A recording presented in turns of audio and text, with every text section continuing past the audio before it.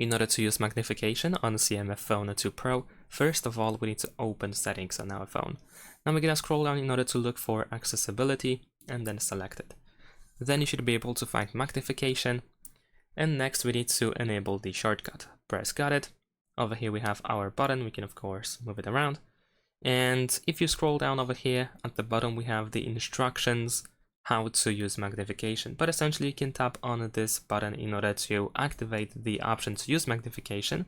You will see this orange outline, and now you can tap on the screen in order to zoom in. Use two fingers in order to move around, and then you can pinch again in order to, not again, just pinch in order to adjust the zoom, and you should be able to stop the magnification in order to, you can stop magnification by using this button over here. So this is how we can activate and deactivate the magnification.